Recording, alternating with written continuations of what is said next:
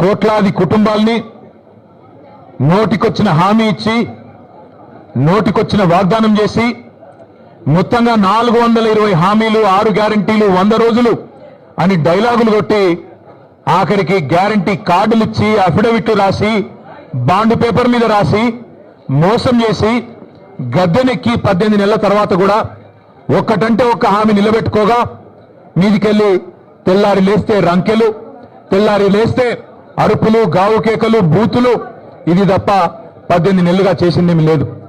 కానీ basic knowledge లేని ముఖ్యమంత్రి అని తెలిసినా ముఖ్యమంత్రి ముచ్చటపడుతుంది కదా, దమ్ముంటే రండి చర్చకు అని ఖార్గే సాబ్ సాక్షిగా సవాల్ విసిరింది కదా.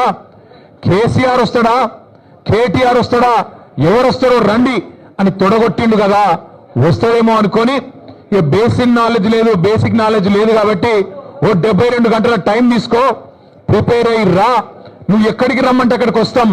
ఒకవేళ ఎందుకంటే నీకు మాట మీద నిలబడే అలవాటు లేదు కాబట్టి, నువ్వు మాట తప్పుతావని తెలుసు కాబట్టి నీకు జూలై 8 నాడు 11 గంటలకు మేమే ప్రెస్ క్లబ్కి వస్తాం.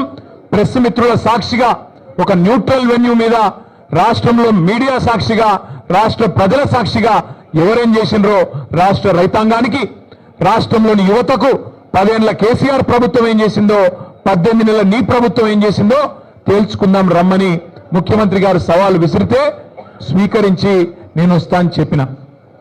వస్తాడేమో అనుకున్న ముఖ్యమంత్రి, పోనీ ముఖ్యమంత్రి రాకపోతే ఆయన తరపున ఒక బాధ్యత గల్ల ఉప ముఖ్యమంత్రినో, ఒక వ్యవసాయ మంత్రినో, లేదా మరొక మంత్రినో పంపుతారేమో అనుకున్నా. కానీ ఇవాళ తేలిపోయింది, రేవంత్ రెడ్డికి రచ్చ చేయడం వచ్చు తప్ప చర్చ చేయడం రాదు అనేది మాత్రం ఖారాఖండిగా తేలిపోయింది.